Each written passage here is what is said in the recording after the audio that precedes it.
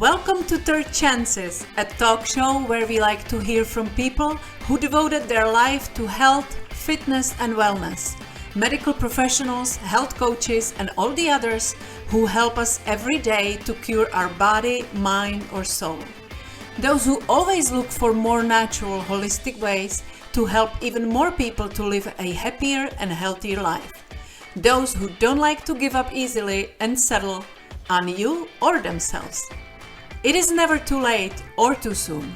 I always believe that every one of us deserves not just a second chance, but as many as we need. I'm Vera, your host. Who better than a master of reinvention with an accent to guide you through it, right? Just like they say, you are not a tree, so move. And God knows I have done just that in my own life many times. If you are not completely happy with the direction your life is going, this show may help you get the courage to change what is needed, find a new path, and take charge. So come on over, pour yourself a glass of wine, and spend some time with us. Let's laugh and cry together and get inspired by people just like you and me who overcame their own doubts and took a leap of faith to reinvent their life on their own terms. I hope and pray that we help you on that journey. And if you feel so compelled and inspired, please let us know. Don't be shy. Who knows? You may just be our next featured guest with another inspiring success story. So here we go.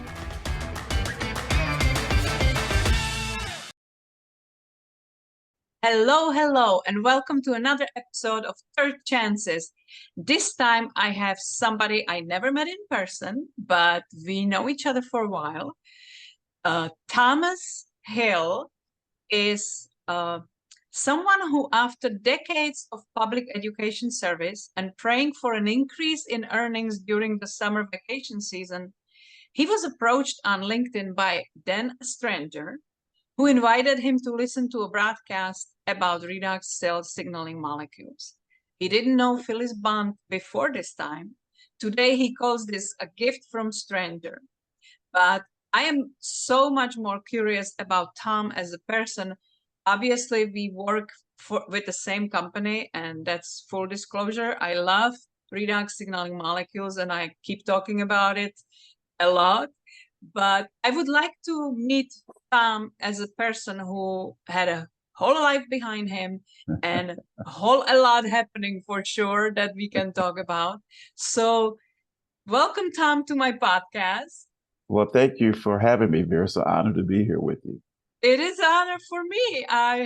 We have been interacting online, but I just, recently was like, why don't we talk? Why don't we learn a little more about each other? And Correct. Funny thing, EDD stands for Doctor of Education. Of course, my dummy blonde, I'm looking at it and I was like, oh, he's a doctor. Well, he really is doctor, but of something else. Right. So if you don't mind, bring me back.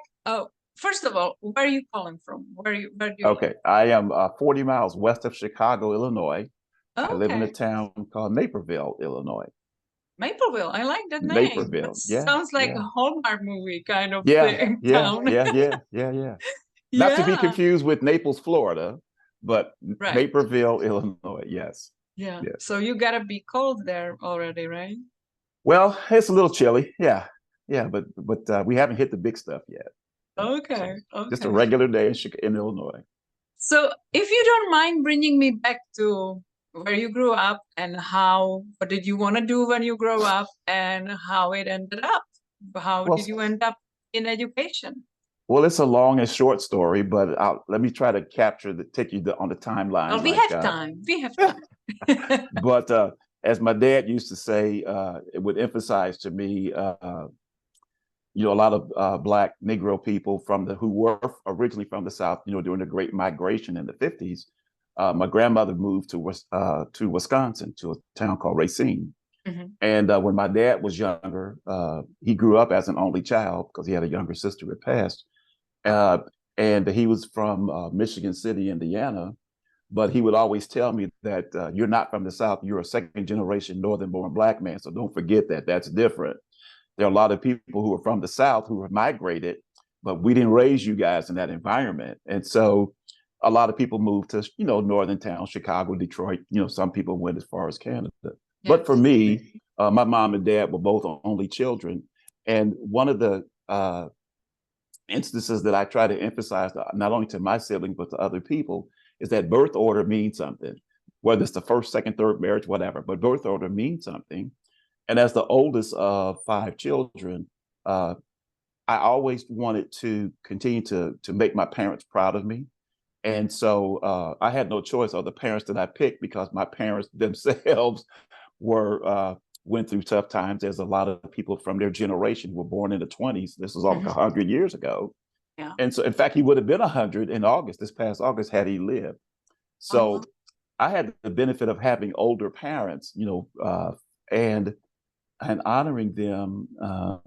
We grew up in a real nice side of town in Chicago.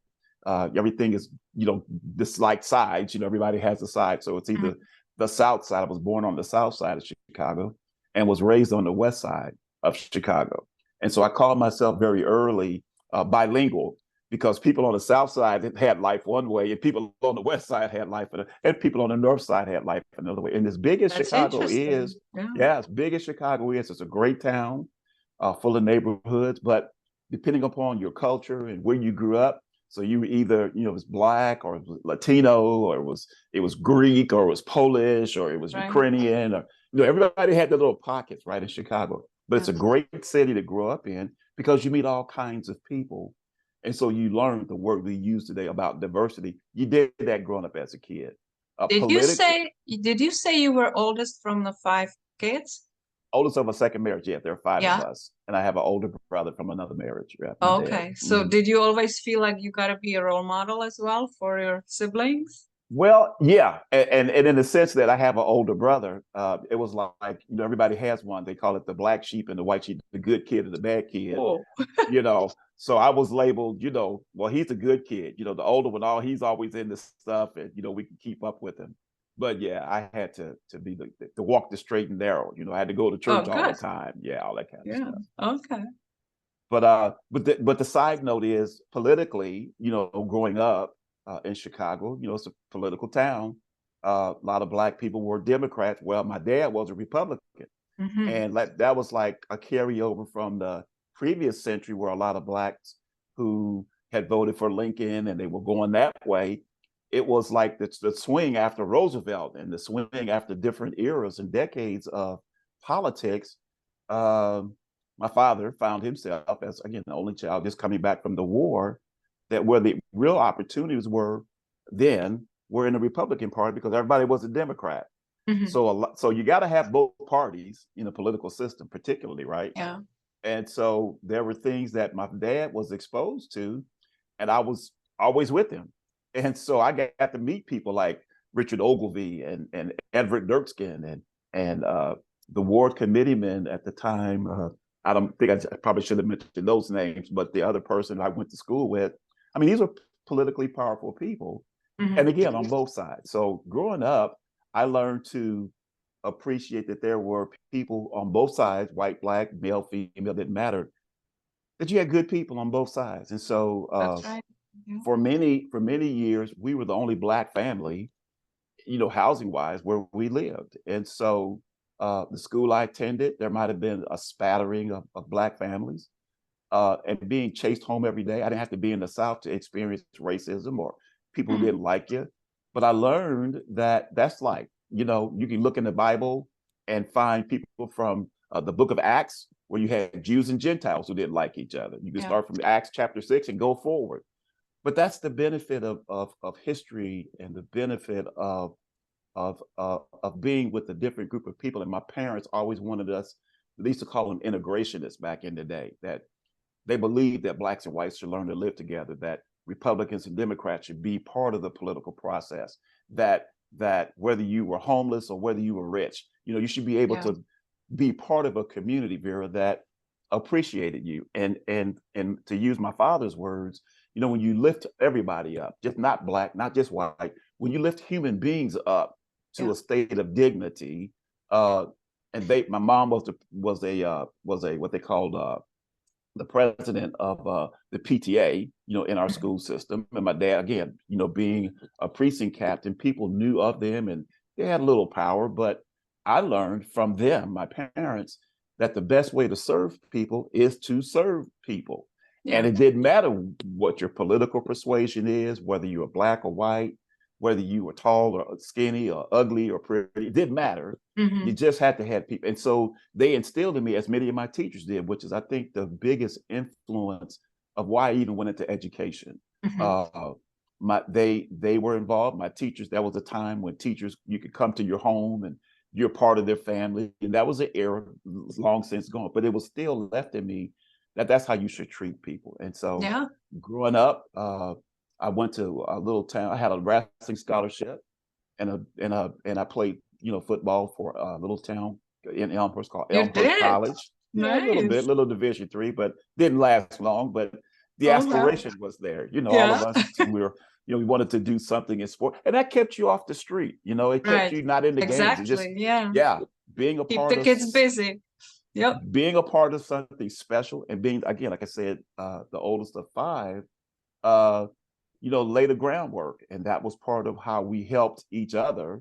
My mother had family that there were 9 of some of their family members, and each one helped the other go to college. And so that's what they instilled in me, to be that type of person that's always been helpful. I was always so impressed with American coaches, sport coaches, how high their standards and values are.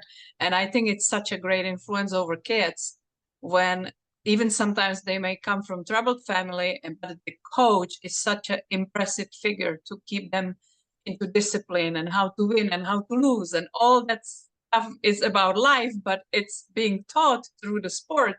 So I think it's very, very powerful tool for kids to be involved in sports, for sure. It is. Aside of physical, of course. You know what's interesting that you just pointed out, because our high school football, I just lost a classmate 3 weeks ago that we played high school football with, and he was 67, a friend. And, there are a lot of us who have friends from school and we keep up with over the years. And some of the fellows still get together with our coach. He just turned 83 last month, and or this month, in fact. And so I remember, and we would talk from time to time over the years. He would always say, like the movie, to Remember the Titans, that Denzel played, and about the racial divide, black kids going to white schools, and saying, we actually lived that, only in reverse. Our coach was a little Italian guy. He's kind of short. I should probably say his name, but for the lack of this full disclosure, but he loved us, and he would call us our kids. Even today, we would talk, and he would say, "You guys are my favorites out of all the people," because we learned from each other in those turbulent times. And while our school wasn't, like a big powerhouse school, we were a little small high school, in Chicago. We learned that, and as you pointed out, when I would be away at practice, I'm always gone. My parents knew who the coach was, and he treated us like we were his kids. And for me, one of the pictures, we went back to a reunion. This was, I think, let me see, this was maybe 6 years ago. I went to, I don't know, our 42nd high school reunion. And so, like I said, we always talk. The coach says, "Well, are you coming?" I go, "Yeah." He says, "I wasn't going to come, but Tom, if you're going to be there, I'm coming." And so I took a picture with some of the guys. This was in 2016, I think it was. And what was interesting was we were all laughing and talking. We had the coach in the middle and some of the guys who were, and some of the people who were in that photograph, if I were to tell you who they're notable today. And so we would always say, "Oh, this person went to our school and he graduated with us." And we're proud of each other. But what you said, the extension of our families, Vera, were people outside of our immediate biological families, that we learn to love people and we learn to care for people. And I try to bring that every day in all the things that I do, whether I was teaching or in our business currently. People just need to know that you love them and you care about them and you believe in them. And despite, and I think what you said in my financial services business, that gentleman was a high school football coach. And he would always talk about, people want to be their own boss. They want to be in control. But you are the head coach. Not the way we use coach today, but when you're the head coach, you're responsible for everything and everybody. And you have to make people feel special, even if they don't have the physical talent or they don't have the heart. But I was one of those people who didn't have the physical talent, but I had a lot of heart. And so You I was a gotta little name him, guy. Tom, and send him the podcast His because his it's his name his he made it, you know, imprint in your heart. then for the sake of again transparency, his name is Rafael Salentino, Ray Salentino. Wow. He lives here with us. He's with us still today. See, And yeah, I'm he's sure he special to would be me. happy to hear how fond you were on him and how you still remember what he instilled in you. Well, a lot of us, and we did the Yeah, same for him. That's why I say it's like that movie, Remember the Titans, that despite no matter how old you are, they're family, your family. And the yeah, guys that like one who just passed told me a story about me that I didn't realize that I had impacted him. And that's when we right. got reconnected, and that's why I kind of miss him uh, of what he meant to us. We were all neighborhood kids, and uh, the privilege of Mhm. being in a large city, but having a hometown, small neighborhood, small Yes, community yeah, where you love each other. We have that still today, many of yeah, us. Yeah. yeah. But that's one beautiful thing you said. How many times we do things that we need to do, or we do things that we are compelled to do, having no idea who may be impacted by our actions, or You're right. how maybe our hard time and how we deal with it impacts other people, how inspired they can be through that. And that's one of the reasons why I started this podcast, because we are interviewing people who overcame hard things and Yeah. it made them stronger, because you always have choices. You can be a victim for the rest of your life and point at everybody else's for your Hmm. faults, Hmm. or you can own up to it and get it as a lesson. And I'm not saying it's easy when you are in the middle of mess, You're all right. but when you have that strength in you to decide that I will overcome this and it will make me a better person, then you impact so many other people around you that may maybe borrow that strength from you because they don't have it right now. And don't you think that I mean, you're doing it now, even with Yeah. this broadcast, that we don't know how many people are being impacted because of a thought and a dream that you Right. have brought to fruition. And it's the strength, Vera, of what you are doing to impact other people for the Yeah. future. That's why, again, I say it again, being honored and feeling privileged to be a part of your life and what you're doing to impact people. And I'm just another part of the team of people Yeah. who believe in helping other people. But it's certain people you have a really good vibe with, and even though we never spoke, I always noticed that you were kind enough to comment on my posts, and obviously I noticed that we work with the same company, so we love the same product. But And some of the same people. yeah, and there's several people that really became lifelong friends, and I'm half jokingly but seriously saying that I have quite a few people on my podcast, and whether they are just starting or they are multi-millionaires today, there is such a heart and soul in this company that every single person that I met in person was much better than I could ever imagine. And just one little Exactly. compliment to you, because Thank you. I have been a singer when I was Okay. young, and Okay. I have very sensitive ears to voices. I Okay. love your voice. Thank you. You should be on the radio. It's it's the it's the tone of it. It's absolutely spectacular. Love it. Thank you. Thank And of you. course you are much warmer than one can judge by the picture. So I'm Thank very you. thrilled to have you. So Thank you. let's move to see and how you ended up being a teacher. What did you always wanted it when you were in school? Did you always? Nah, again, everything I attribute to is my father. Unfortunately, a lot of people don't have dads like the one I Yeah, had, yeah. but uh, I was an accountant. When I graduated from Okay. Elmhurst, I wanted to go into management, and accounting was like a minor that I had. But my parents were both entrepreneurs. And Mhm. so I went to work for an organization in Chicago uh, that, well, they had business management resources in the title of their company. So, what 22 or 22, 21, 22-year-old from just coming out of college goes, oh, I'll go to work for them because they have something to do with my degree, right? And so I wind up, and the company was actually a headhunting, place of whether you recruited people and you placed them in jobs, right? And so what I learned early back in the late 70s was I was placing controllers and treasurers and, accounting auditors, people to different companies. And here I was making $200 a week called a draw. And I'm like, what's a draw? And they say, well, we'll just keep paying you until you place somebody. And then when we get the fee from that placement, we deduct that from what they paid you. Right. And I thought, well, that's okay. I'm sure I'm going to place somebody in a job. Well, after But 4 or that's 5 out or of your 6 control. Yeah. yeah, 4 or Gosh. 5 or 6 weeks later, the boss comes to your supervisor and says, hey, you haven't placed anybody in a job. I'm like, well, it's not my fault. I don't, I'm reading the script. I'm doing what you guys say. Wow. But then one day I looked at and said, why am I putting people in jobs that I want, that I can't have? And I'm working at this place.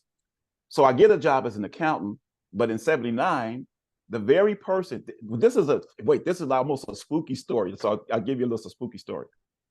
I go to work for, now I'm going to start naming names, okay? Because this is first. So I go to work for a company called S-Mark, right?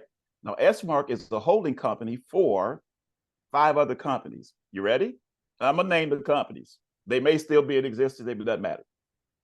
Playtex, McVickers Oil, Peter Pan Peanut Butter, Swift and Company that made the, Butterball turkeys and stuff, and Soup Starter. Now, all of these companies don't have synergy, right? As we would know today. Mm-hmm.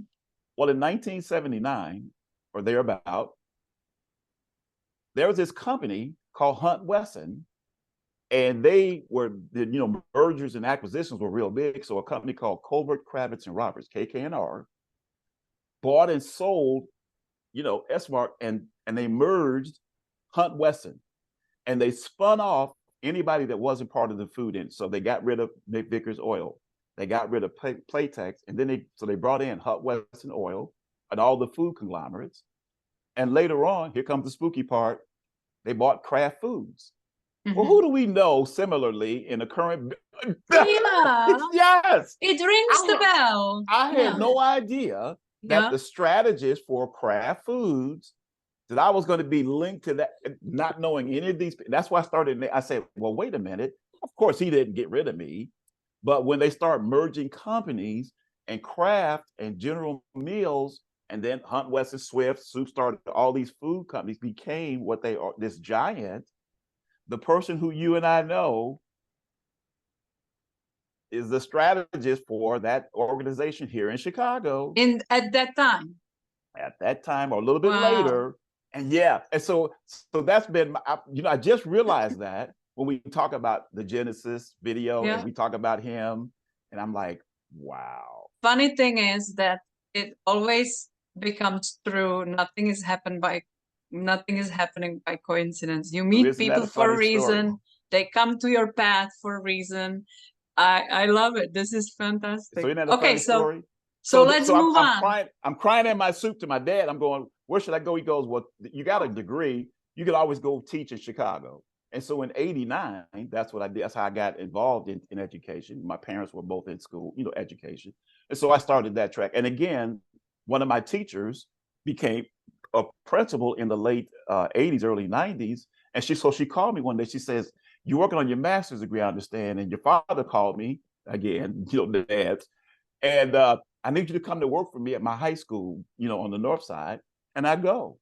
And so while at night, I'm studying my master's degrees in education, and I'm working in the school with the dean's office. And so that's how I got involved in security and working with kids who were less than desirable, according to some teachers. And I just continued on. And I found that in Chicago, and like in most academic schools, municipalities, they pay you more money when you go to school. You switch lanes. And so I just kept going, and they kept paying me more money. But I started to like the idea that it's not about my paycheck, it's about the children that I'm impacting. And then I had an opportunity to coach, wrestling and football for a little short period of time. And so the love of all of that came and grew. And then again, the desire to become a principal, I did. And again, funny story, spooky story. The very school I attended in 1960 when I was in kindergarten, you can do the math about how old I am, 68, for those who can't count. I became the principal of that school that I attended when I was in kindergarten and where my parents and that where I grew up. That's not cool. spooky. Yeah, That's that was in very 2000. cool. Yeah. So Yeah. I became that interim principal, and then I just kept going, you know. What did you teach when you were a teacher?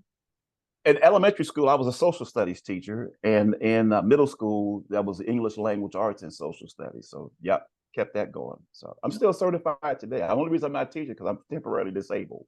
So I don't sit long, stand long, talk long because I'm dealing with some other medical challenges. But yeah, you gotta bring me that because we are on the same boat there.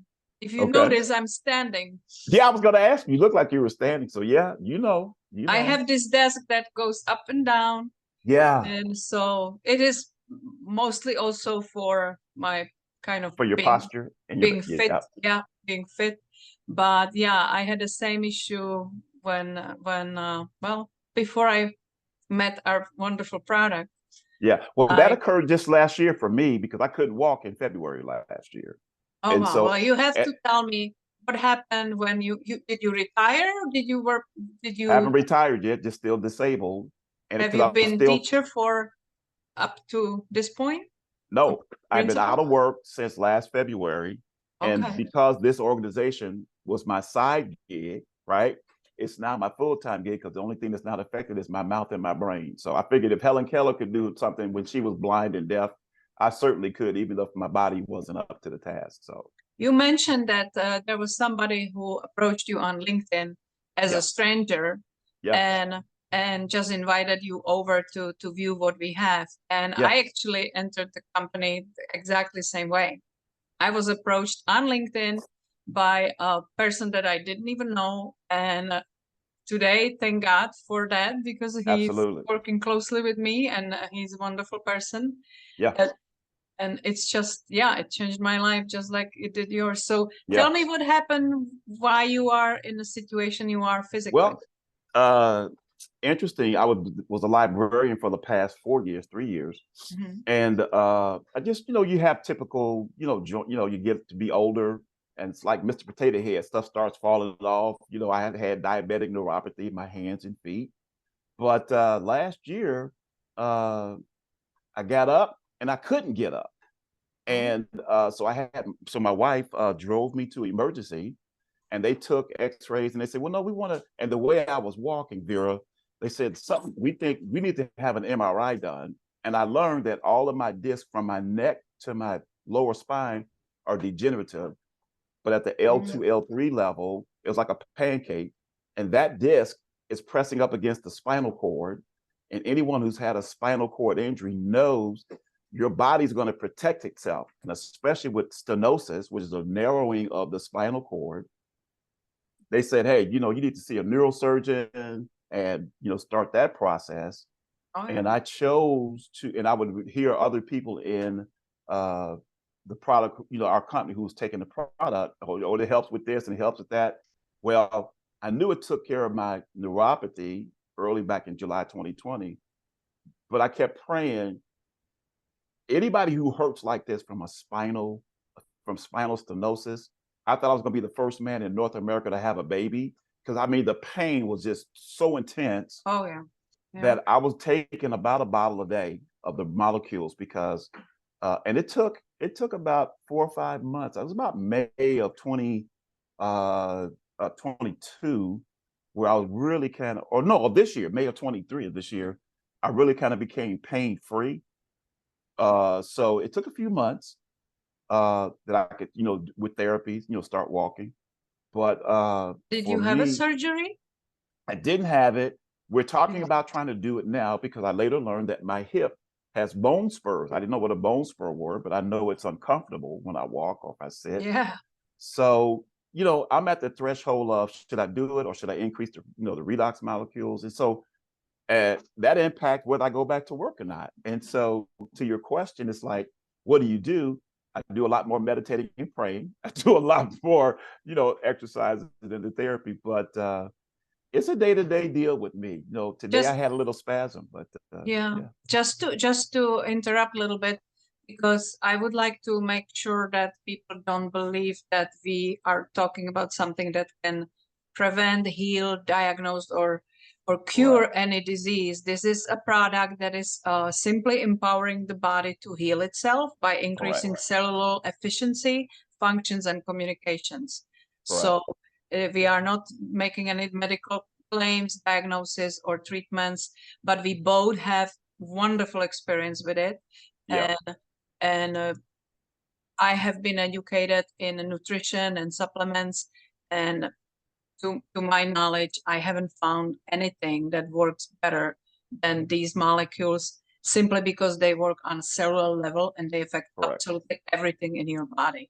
And lately we are getting some wonderful research coming from different universities that are stunned by the results, that Absolutely. what our body, God-given body, can actually do when it receives the right tool.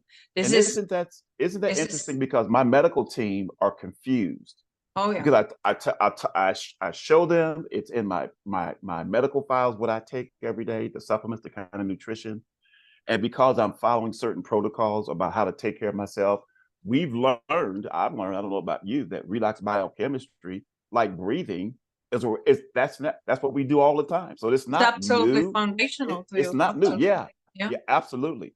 But to say that that's why I'm taking the product, no. I just know that because I've had different challenges that as I'm getting better and they, you know, my medical, they're charting these things and the diagnosis of all the tests that I've had, they've said, well, wait a minute, you're not supposed to be walking like this. You're not supposed to be doing these things. I said, I don't care what I'm not supposed to be doing. I'm just telling you what I am doing.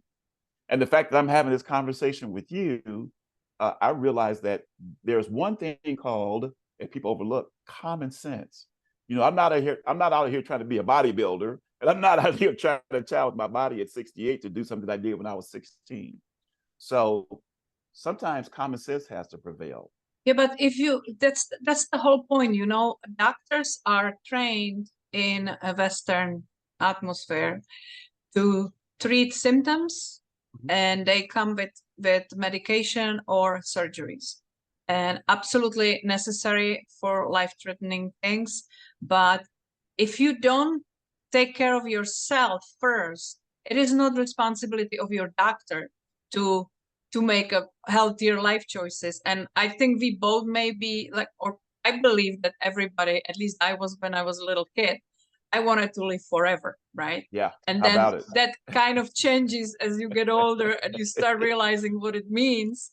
But I still want to live long time, but I don't want to live long time being dependent on somebody else. Obviously, we cannot influence everything that Yeah, comes our way, yeah, but I can do damn maximum for keeping my body in shape, in optimal health. And yeah, if this is something that can keep me in optimal health, and it's actually kind of like when we say it just makes your organism react like it did when you were younger. Things absolutely. absolutely happen for a reason. I have been through 3 back surgeries. I don't know if you Oh know that. no, And no. my first one was when I was 18 years old. And at that time, I was an active dancer. I was Okay. really physical, and the doctors had no idea. They didn't even believe that I could have such an issue. And then, then I lived in Czechoslovakia, which was communist country. Okay. And so you have a free healthcare, but that means that you have no choices, that you go to doctor that you belong to. You have Yeah. no choice to go for second opinion or pick your doctor. Yeah. Like And a HMO, huh? I ended up being in a hospital for 2.5 months on painkillers and losing about 40 pounds at that time because I was so stressed out. I couldn't walk. I was in such a crucifying pain, and they wouldn't do anything with me. They were just treating me with pills, and it didn't show anything on x-rays. It would Yeah. show on MRI. Yeah. So Let me they ask didn't if I send me may. to MRI. let me ask, as we get to know each other in this exchange, I think one of the things is when you described what you went through in terms of pain and discomfort, I don't know what other, challenges are, but the people who have those issues, they understand when you say back pain, it's not like, oh, I got a headache today. It's like you can't move. You can't function. You can't function, right, Vera? And so for me to be where I am today at 68 and a half, I'm still ambulatory. Even the surgeon said he was trying to encourage me to have it done. She says, why wait till I get older? And the conversation he and I have, because I learned to do that, to take, charge of my own life. It's like one of the leaders in our company said, God gave us all a vehicle, right? These bodies are our own vehicle. You're only going to get one. Exactly. And if we were told when we were younger, you got to keep the oil change, you got to keep the air, air in the tire, you got to keep doing things to take care of it. If you don't, and you neglect the only vehicle you're ever going to have, now maybe today with AI and Chat GPT and all the science that we have, somebody can say, well, I want to trade this body in for a new one. Well, that's like more science fiction than not. But listen, I sincerely say, as you just, and to echo what you just said, if in fact we realize or come to the realization that this is all I have, this is my temple, and I don't want to crap in a temple, to have somebody else clean it up. I'm responsible for what I put in my body. And if I keep putting in toxins and poisons and things, good things are not going to come to me. And I can control the environment. I can control what I put in my body. And if I choose not to, then I'm inviting other medical staff to join me in this thing called life. And I did a testimonial, on our team, and they said, like the things that I'm saying, projecting now. I'm not saying that all this stuff cured me or healed me, or that somebody diagnosed and said do this, do that. But I will say this to you: the fact that someone made a recommendation, like asking me to be a part of this, or hear something that might help you, we don't know if it will or not. I just know that it did, and I just am thankful that I can make these choices, and that given other people that we understand and are compassionate, that when they're going through something, maybe we say something and maybe we don't, because we don't know how, their bodies, they do. But isn't it interesting that as we go forward, that we have choices that we can make and go, well, if I can't name the disease or the condition, here's what I'll tell you what I have. I have an oncologist. No, not an oncologist. I have an endocrinologist. I have a primary care. I've got a pulmonologist. I've got all these cardiologists. I've got all of these people I'm now bringing in my life, and I'm paying them. I'm saying, wait, I'm on You're keeping them in business. Yeah. I'm like, I joke with them. I say, I'm trying to fire you this month. Understand, I am not going to keep taking this stuff, and you just keep telling me to do this so that you can keep your job. I understand you have to work for a living, and it's called a practice, but I don't have to participate in everything that you say. And now we have choices that we can help them stay unconfused. So, and I don't mean to trash doctors in general, because I'm so grateful for having wonderful doctors in my life. But like you said, there is an option. If there is an option to do something naturally first, that is not harmful, that doesn't have all the side effects that every single medication have, then I'm reaching for it first. And let's see if I can help it naturally before I have to go to intervene and make something very invasive to my body, which unfortunately was done to me 3 times. I have screws and bolts in my lumbar. It's not fun. And that's why I am right now, Vera, just to echo you, and I don't mean to preempt you, but it's like, should I not? And you hear all these horror stories, and you hear what others have gone through. Exactly. Yeah. But you know what? My doctor just said to me yesterday, I had to see my cardiologist. You're right, because of this pending surgery. He said, well, we need to do this and you need to do that. And he did the little machine, the EKG thing. He goes, I go, how's it look? He goes, it's perfect. And I said, I've been telling you, I've been doing this thing. He goes, yeah, I know you've been telling me. But here was the most important thing. He said, Tom, if you don't have to have the surgery, it's going to be some discomfort. Just do the things that you've been doing, because once you get opened up, life is different. Exactly.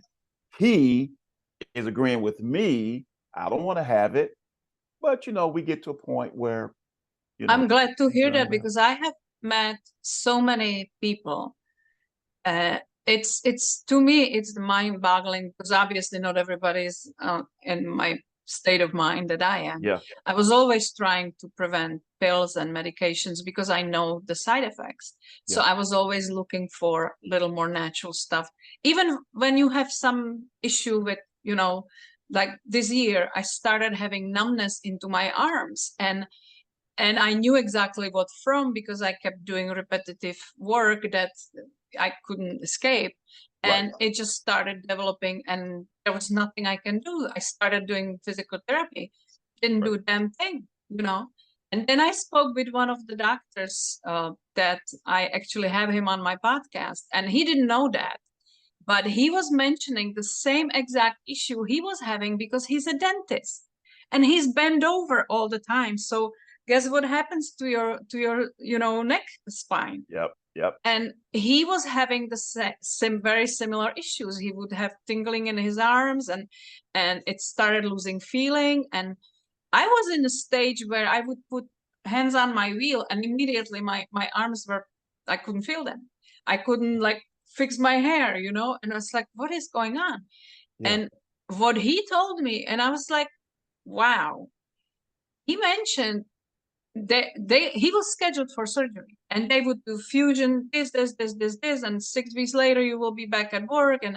And some incredible coincidence, it didn't happen when he was ready to go, because he couldn't operate, he couldn't do his work like that. Right.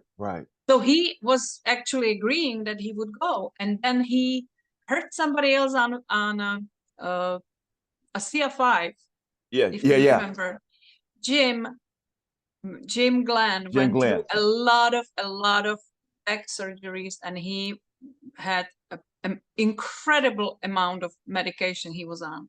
Right. And this doctor remembered that he kept saying, I just kept doubling up on Redux. Yeah. And just see what it happens. And it just slowly was going away. So Dr. Lee decided to do the same thing for him. Okay. Didn't tell anybody, but he started drinking more. Right. And within a few weeks, those symptoms were gone. And I had a similar experience. When he said that, I didn't say a thing, but I was like, okay, so I need to get an extra case. And I'm doing this right now. And guess what? 6 weeks later. And don't you think that, and because we've had these experiences, people, oftentimes ask whether you're under 50 or over 50. At least is this my conversation to people, because I've learned this over the years with our company, that if you're not getting 3 cases a month, if you got a condition similar like we're talking about, or a challenge, we know what it will take. Yeah. And even though we're different, we know, because we're having these experiences. And that's not trying to convince people. We are committed and convicted because we're living that. Yeah. So that's not a sales pitch. That's, look, if you have something that can help another human being, if that's the way you're talking to them, or you, like you said, this doctor, came into that knowledge, maybe at first as the salesperson in us, or you say, he wouldn't do it. You know what? When you're convicted, as Tyler talks about, when you're convicted, people see it in your eyeballs. They hear it in your voice. You want people to be better. You can't make them drink it. You can't make them do it. You can't change their lifestyle. But Vera, the one thing that all of us have in common, okay, the one thing, well, I should say not all of us, if our hearing is still good, if our sight is still reasonably good, if our common sense is intact, and you hear, well, wait a minute, that worked for this, and not to compare ourselves. You go, if that worked for this person, what do I have to lose? That's exactly my point. Why can't I try? Yeah. If you rather take a bunch of medication with million side effects and create new problems in your body, and you wouldn't even look at something that is 100% non-toxic, it's already in you, so you can Yes. be allergic to it. I have Yes. been given actually, I don't do any painkillers for years. Right. Like I have been this year when I had that issue and I had to keep working. A few times I took something that I had a prescription for. Right. And few days later, I could feel how my stomach was feeling funky, and I knew it's not good for my stomach. So I dropped it, Right. and I was actually Right. working without. But I forgot what I wanted to say. I just dropped my train. We need some of the other products that help us with the mind, right? I need some mind. Yes, yes. But no, I was talking about like how people would not even. Oh yeah, I was prescribed something, Okay. and the doctor told me, oh, this is like really like a good one for Yeah. pain. And I Right. looked at the ingredients, and not the ingredients, the side effects, the warnings. Right. Right. And it says, I don't know, it was like half a page of really not good things and bleeding and stuff like that. Right. And in rare occasions it can cause death. And I'm looking at it, it's like, okay, so you may be dead, but your hand is not gonna hurt. I was like, no, that's not a feasible option for me. That's not a good option, right? Yeah. Can I share another quick story that happened to me? My doctors, as I was getting my second doctorate, right? They said to me, well, you're a researcher, Tom. And I saw my physician, his skin was different. It looked, he was from India. He was brown, skin guy, but his complexion was clear. I said, well, what are you doing? And I was doing some kind of diet protocol. And mind you now, this was in 2015. The most I've ever weighed in my life, I was 345 pounds. Oh, wow. Now, if I was in the NFL or some sports, 6'2", that's perfect, right? Yeah, but I'm 60-something years old. That's not a good idea. So I said, well, what are you doing? He said, I'm not supposed to tell you this. This is a guy who's learned, he's getting his degree in sports. He says, I'm going to tell you about a book that I read, and we've changed, and what's causing my skin to clear up is called wheat belly. Dr. William Davis is a cardiologist, is in Milwaukee, Wisconsin, practicing still today.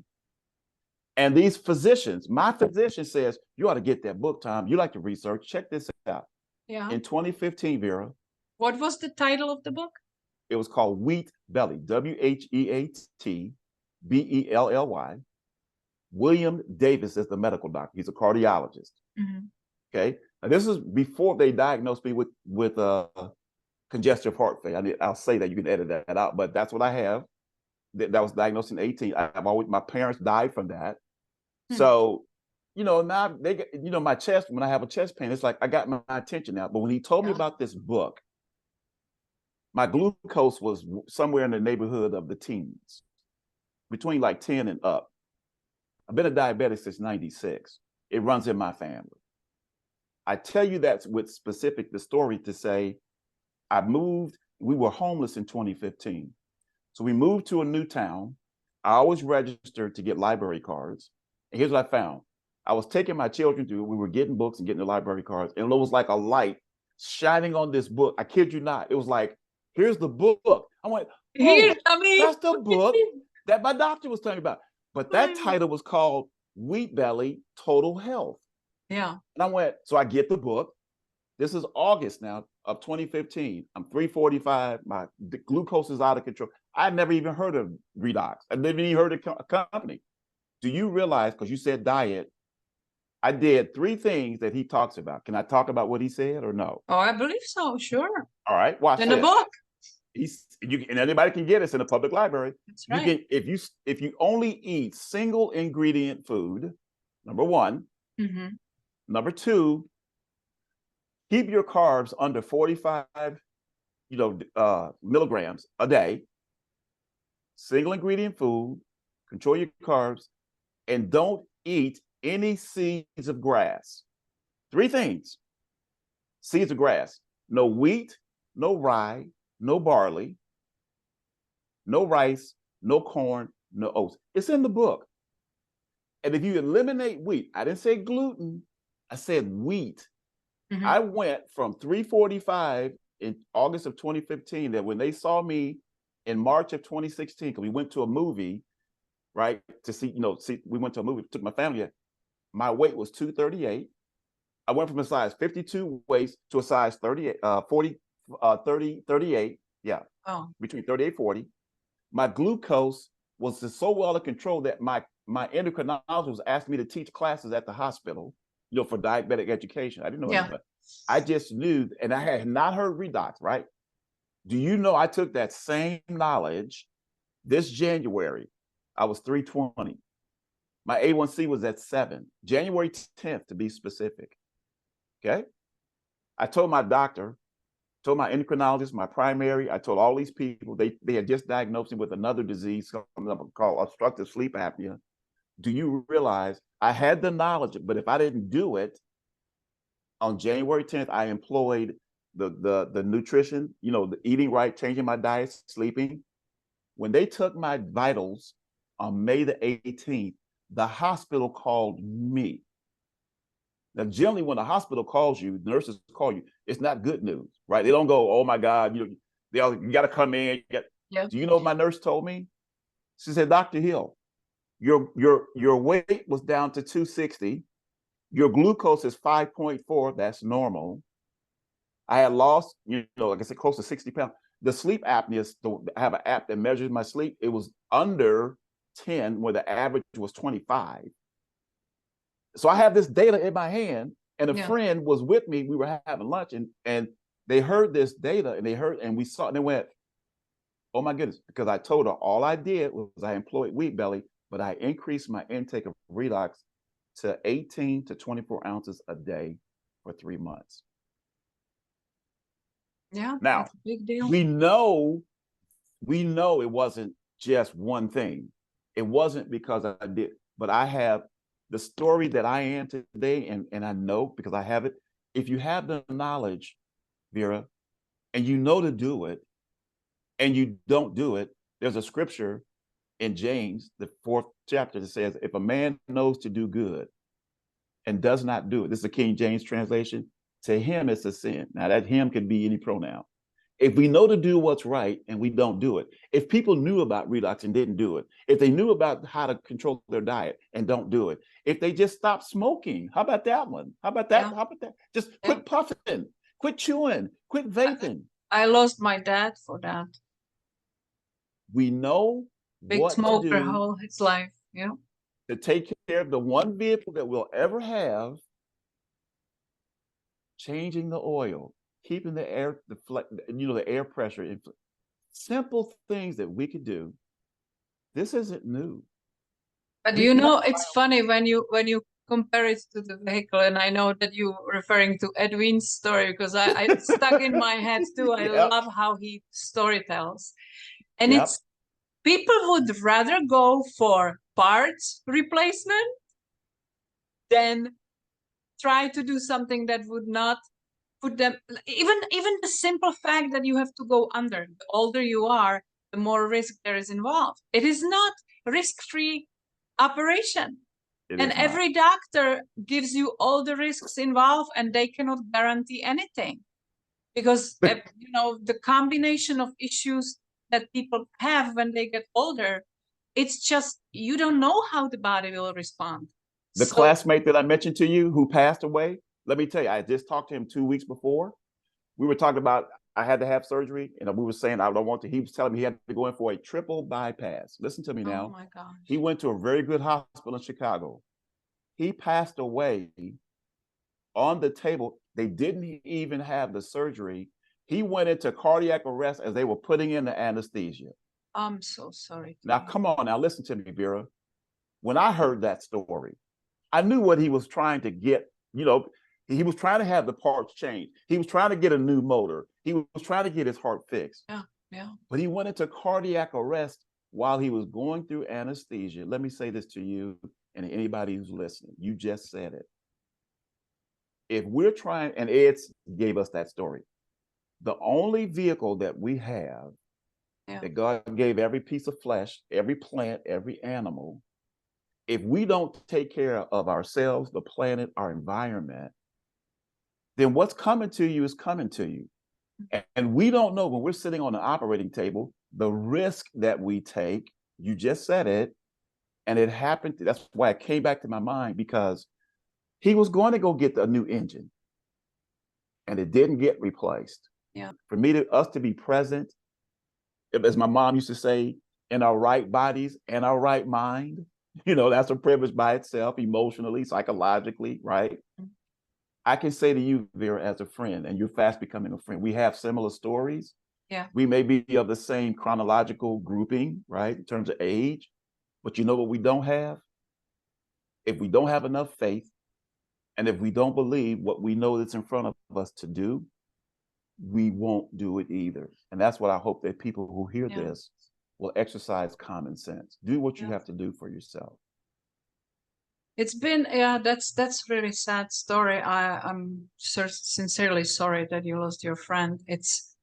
And I don't want this to sound like don't go to doctors or don't go to do the surgery. Sometimes they are life-saving, and thank God the medicine explored so much that we are able to do these things, and they have a very, very high success rate. And obviously here in America, you still have a choice which doctor you choose for, for that and everything. But big part of your health is really how you take care of your body on a daily basis. Because any supplement or any vitamin or anything wouldn't outdo that diet. And unfortunately, people are so easy to dismiss that, and it's like, well, that's okay, I'll take vitamins. But when you think of it deeply, if you had a Cadillac, would you put a water in it instead of gas just because it's cheaper or it's more convenient? Yeah. Of course not. You go and polish that thing, and you take care of it. And it's that story. Yeah. And the other side, the other thing, which is we're talking about cars, I like that analogy too. But you know what? If you take your vehicle and you, like you said, put the wrong gas in it, maybe, right? Or you don't take, the things that are necessary to keep it operating, and that's us also, right? Then at some point, and if it doesn't run when you wake up and turn on the ignition, or the batteries run down, because of the simple things that you could have done to be preventative, right? Then, also, one thing that comes to mind, because since we are in the car store, when that light comes out that something is wrong, what do? Do you ignore it or put the Band-Aid over it? Yes. Or do you tell mechanics, just turn it off, it's okay, I'll, run it? No, of course not. You go and have it fixed. Yes. And with a lot of things, with certain aches and certain things that we start noticing around our body, it is the body's way to warn us that something is going on the inside that needs to be attended to. That's correct. What do? We take a pill to calm down the pain. That's correct. That pain is a signal to you that something is going on and there is a reason for that pain. So what we do, we calm that signal down. Yeah. Instead of resolving the issue. Sadly, a lot of things, and none of us is doctors, so please take it with a grain of salt what we talk about. But it's my sincere belief that so many things today are being tended as to reduce the symptoms or reduce the certain number that is supposed to show on the blood work that somebody what is the freaking word? Artificially put there. Okay, you're this supposed to be this, and if you are over, you gotta get on a medication. That medication isn't why you having that issue and why your numbers are higher. Your body is not, deficient of that medication. That medication is there to simply bring it down without really resolving the issue why you have it in the first place. I don't know how much time we have left, but I do know this. Christina Williams, Dan Doyle, Ed Wings, Mal Sword, those are, I call my personal mentors because I've sat at their feet. Yeah. And Christina especially talks about what you just said. We're not dealing with the root of the problem. we're dealing with the leaves on the tree. We keep playing around with these medications and things that is not resolving the root cause. And what this product can do at the cellular level is get to the root cause and not just handle the symptoms. But even at the same time, it's not curing anything. It is not. It basically only empowers the body, inner doctor, to do what it was always designed to do. So you are not adding something strange to your body that the kidneys has to process or detox or something.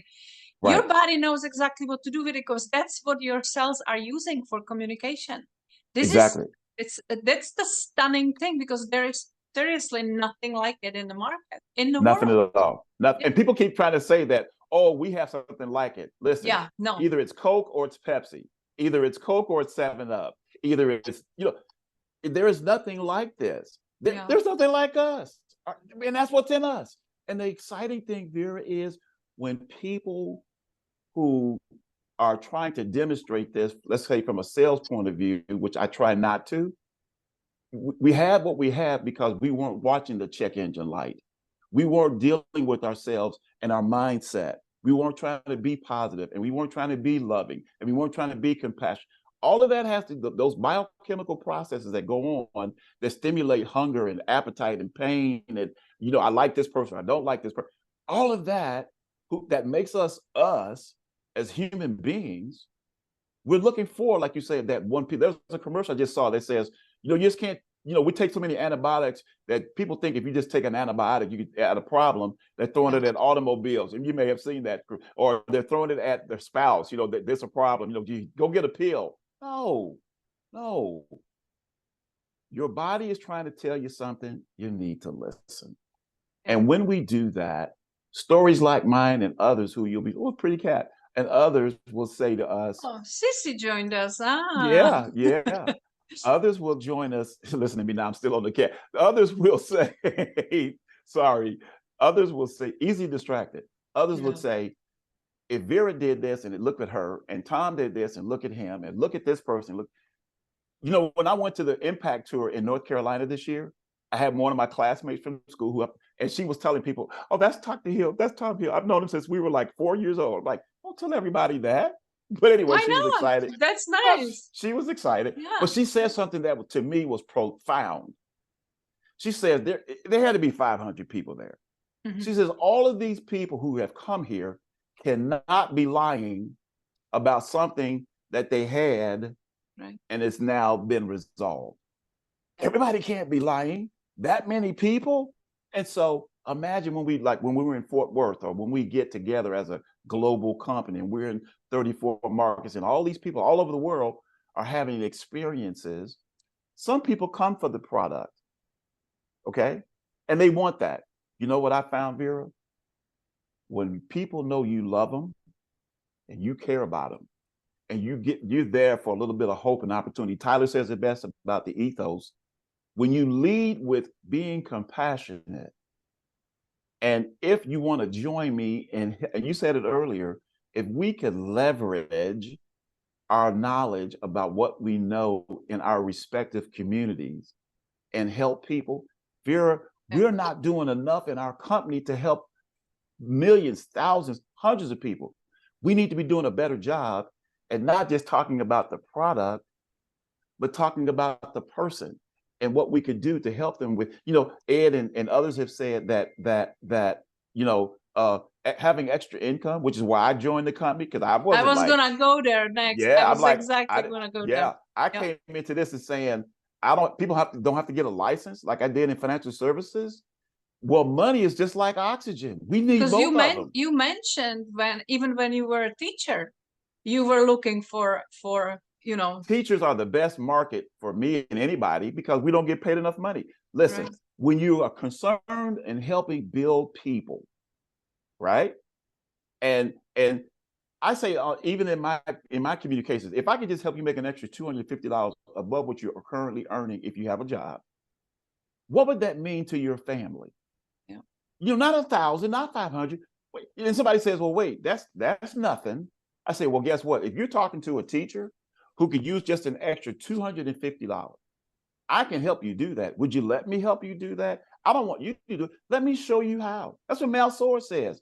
Mal says he's been in this business. He came in $130,000 behind zero. He was 61 years old, and now he's a multi-million-dollar earner. He's a six-figure, seven-figure earner, and they've never not paid him a check since he's been in his company.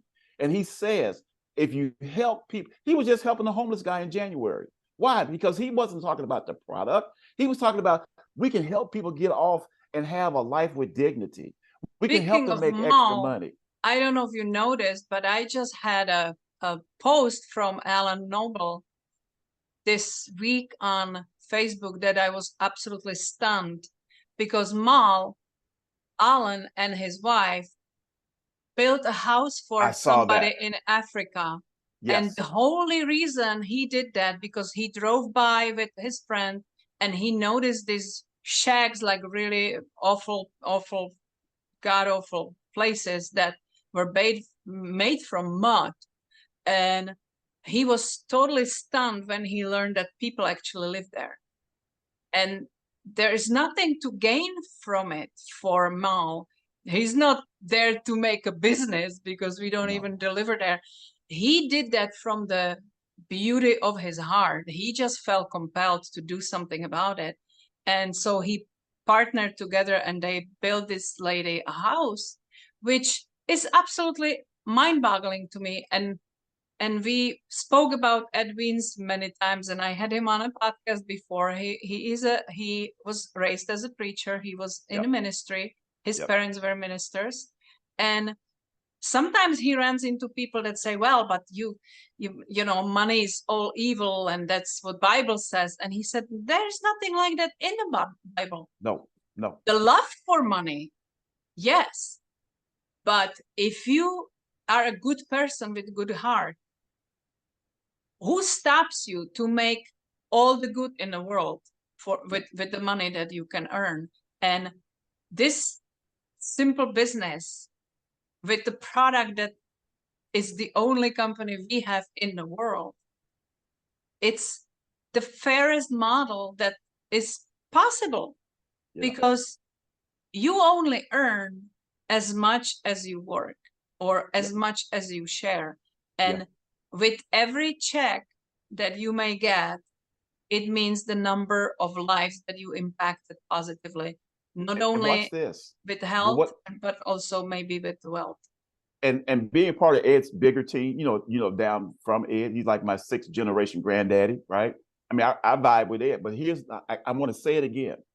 When I saw this opportunity, it wasn't about the money. I knew I could earn it, but my goal still is, I'm trying to impact 100 people that I personally bring into this business. And I said, if I could do that personally, Vera, everything else that I need or want or dream or think about will take care of itself. But here's even more important.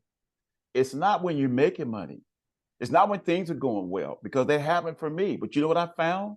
That when you persist through adversity, when your business is flat, that doesn't mean I have to be flat. It means that I can turn my attention to other people and help them be successful. And when other people succeed, we succeed, because that's the system that we're a part of. And so people who focus on people and not the product, like Ed said, there's two sides of the coin. You can do both here. But my strength lies in following people who line up with my value, and that is to be able to do that, not only like Mal and Alan did, we can do that right where we live. We could just help people and be part of their lives. And when they know that we're being transparent, when we're being authentic, when we're being honest, when we're being ethical, and when we're not lying to them saying that, oh yeah, everybody makes money here. No, they don't. They don't. But everybody can be a part of your ASEA family. They can know that you're there for them. They can know that what you just said about Ed's comment about verse 10 is 1 Timothy, right? Chapter 6, verse 10. It's the love of money. If you learn how to love people and use money, then when your teammates are hurting, or when somebody in your community, you can reach out if you have enough compassion. Yeah. But if you're just doing this for the money, that's okay too. We got people like that.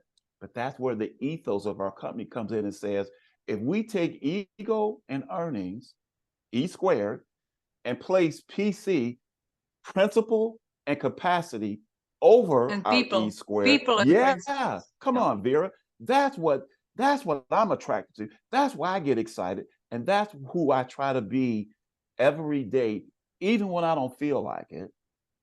That's what I hope people hear on this broadcast, is because you don't have to be a millionaire. You don't have to be knocking it out of the park. Yeah. You just have to be part of the family that's saying, I want that guy or that gal or that person on my team. That's why Melanie was on, because I help people whether they're on my team or not, whether they are in a business or not. I'm just trying to help people. Like, that's why I responded to your comments on LinkedIn. Yeah. When people are saying and doing something, as Verda said, and they're being a force for good in the world, as you are, it's easy to hook up with people like you and go, yeah, Vera, let's go do this. Yeah, let's help some more people. And when they decide that they want to build a business builder, or they decide they want to share the product, they can. And there's no limitation. There's no number that they cannot be or do or have, but become, which is where my doctorates are in. When you're building leaders, and a leader is always working him or herself out of their current position, out of their current title, because you're going to be replacing them, with yourself. You want to keep it growing, keep it moving, keep it moving. And that's what I love the most about what we do and what we do. Look at you, once teacher, always teacher. Right? Absolutely, absolutely, Yeah. absolutely. Yeah, and Thomas, it's such a joy to talk to you. And I know you mentioned politics at the beginning, and I have never really talked politics on my podcast. And of course, I have my opinions, and you have yours.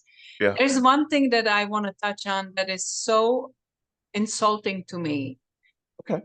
In these years, or in this age that we live in. Yeah. I have lived in a communist country. I have been, and being blonde and white, believe or not, I have been exposed to racism because we used to work with a gypsy band that didn't look like everybody else. Wow. And because we were involved with them, we were part of the target. And so I had some taste of it.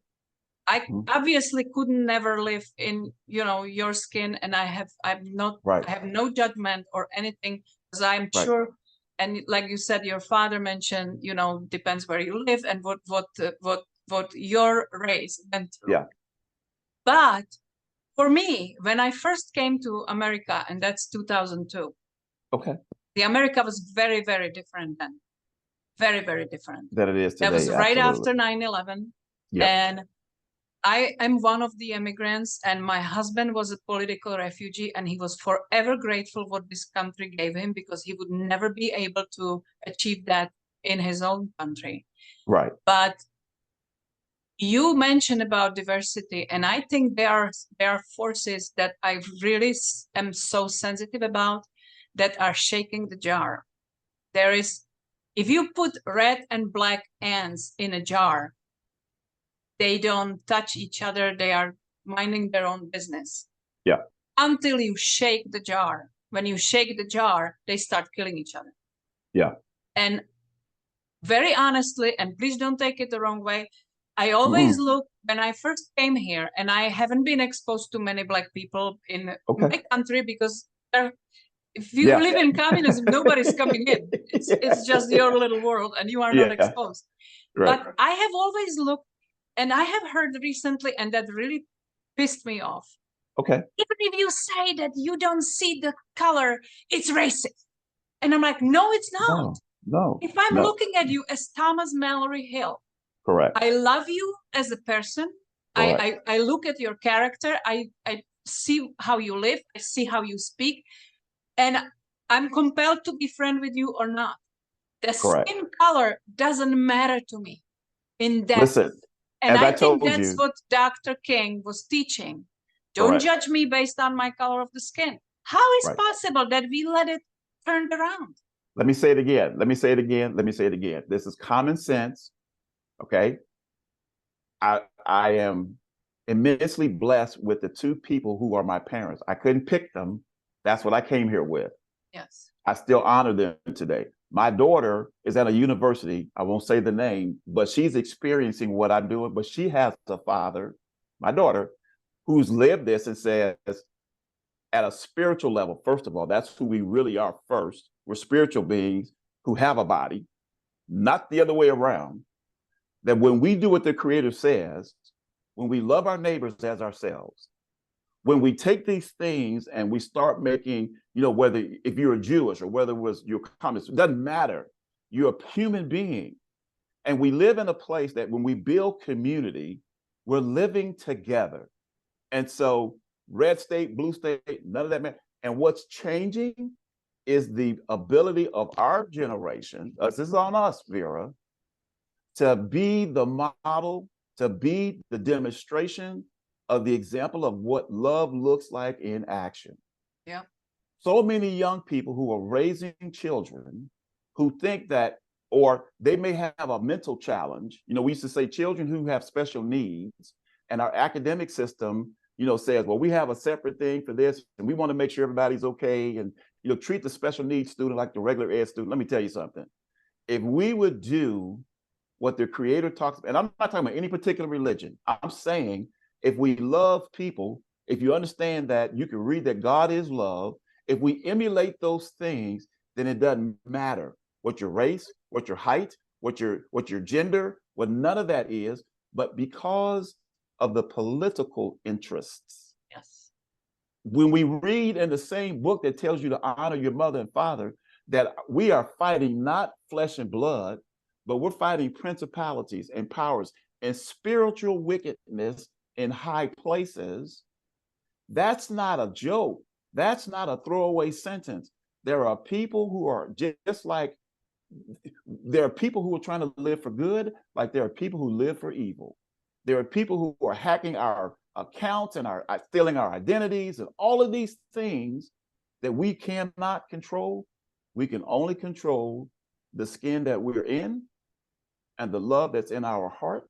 And the character. And if we do this and we teach our children and we try to be as best we can in that example, yeah, then when we get together, Vera, not only as a company and as a local community, people, like you said, they feel that they resonate to that, because we're all trying to make a difference. Like to that story about the one fish who gets swapped on the seashore, and the little girl is throwing these starfish back in the ocean, right? And then somebody said to you, "What are you doing with all these starfish?" And the little girl says, "Well, they won't matter if you can't save all of them." You say, "Yeah, but to the one I just threw back in, yep, that one has a chance. Yeah. That one has a chance." And I feel that way about my students, my colleagues, my ASEA teammates, my family. Each of us is that one starfish that had the gift given to us, that we were thrown back into the sea instead of being on land, that we have a chance to survive and make a difference to another starfish. If we take those kinds of principles, Vera, and even with you, I'll say this to you, this is for you personally, because you just made the scripture pop in my head.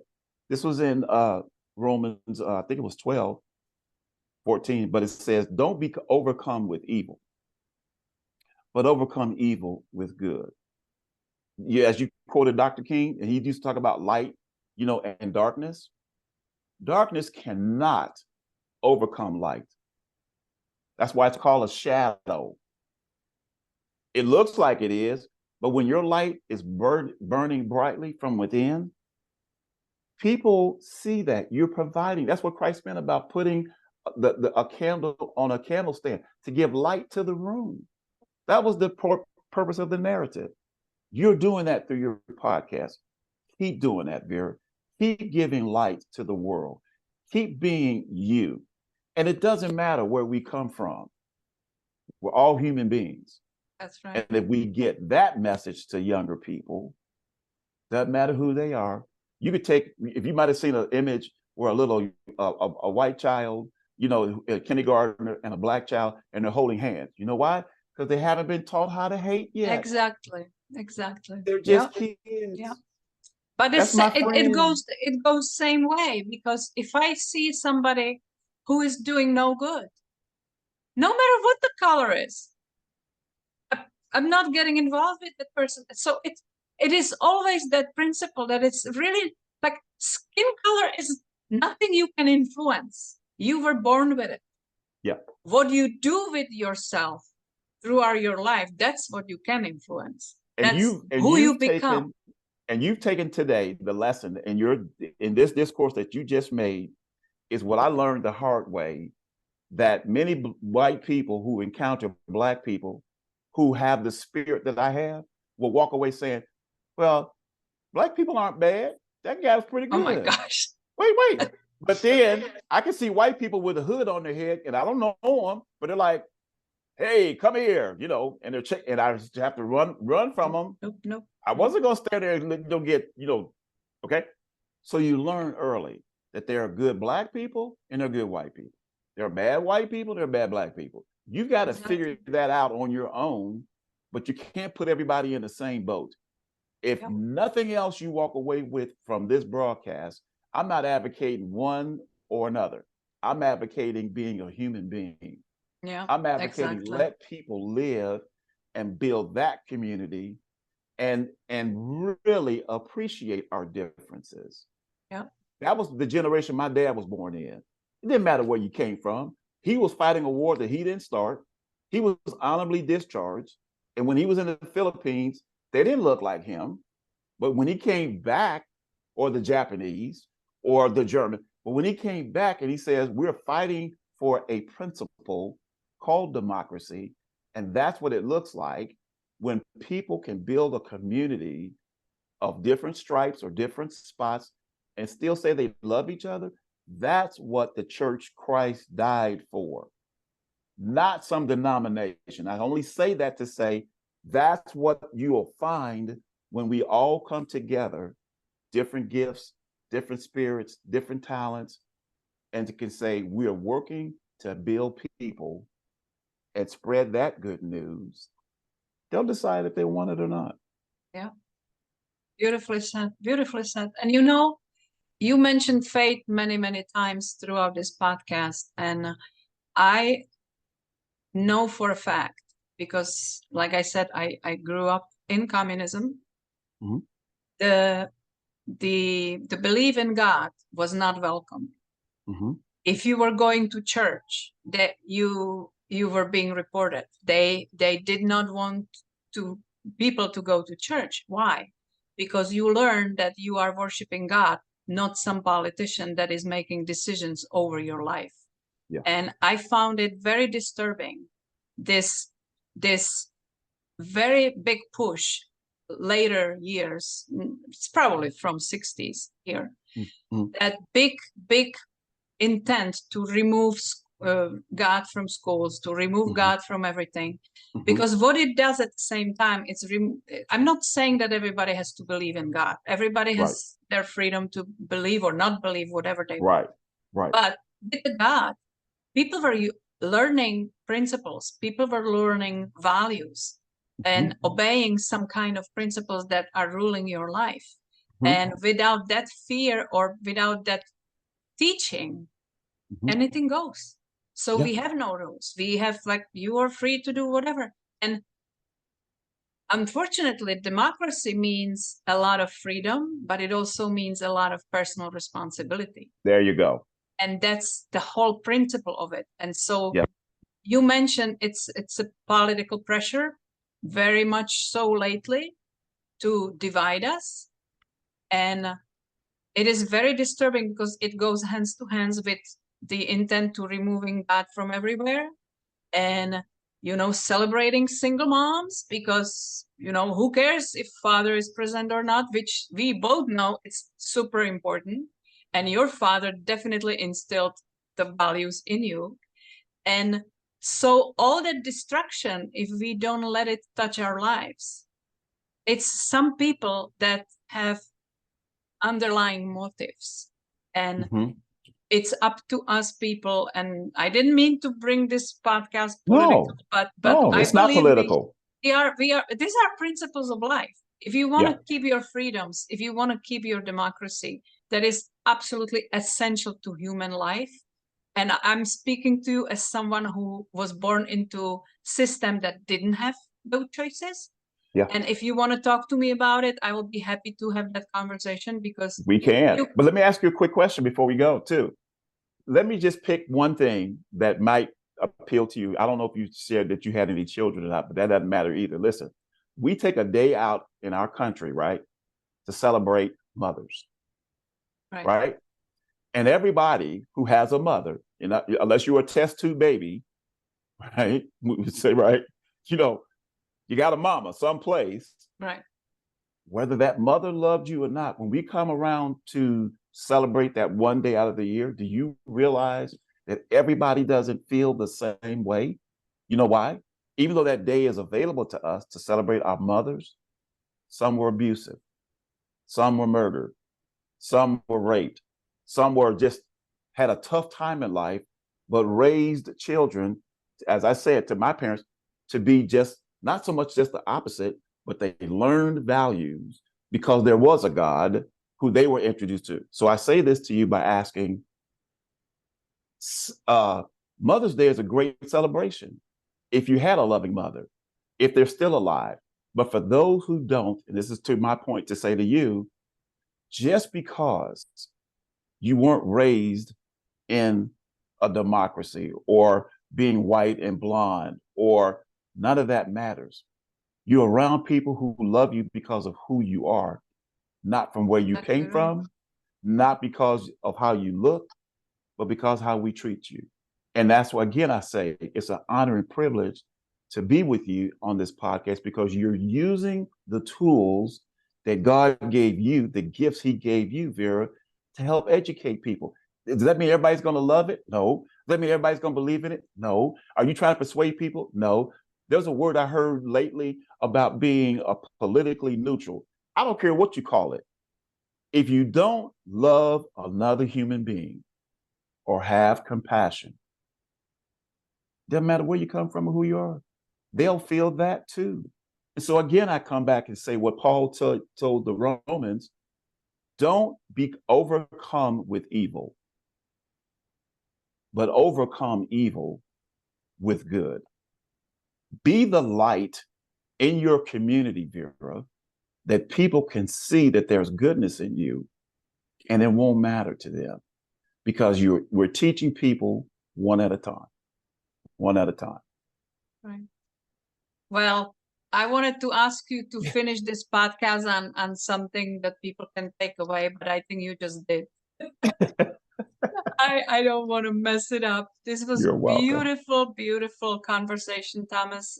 Thank you. Obviously, it took much longer than we planned, but Thank you. Well, you're the editor. You do what you need to do. No, I don't think I want to edit anything. I hope people that, it resonates with, that they will be interested to listen to it. Yeah. And that's one of the charms of podcasts, that you can put it on your ears and go for a walk and listen to what makes your heart sing. And hopefully we did that. I'm just hoping that it finds people that are on the same page, that are loving people, and that they may need some encouragement, and we are here to give it. Yes. It was such a joy and pleasure to meet you, Tom. Thank you. Maybe we'll do it again one day.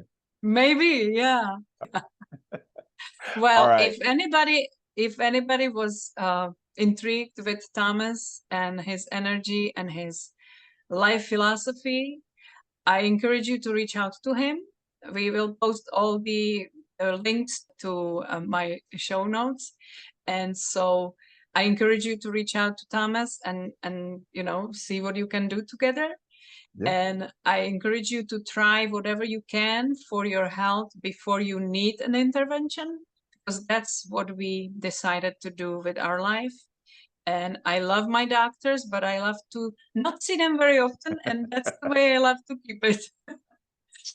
So for the happy life and longevity and quality of life that we all strive for, I'll wish you a beautiful holidays. If this episode will be probably released in December.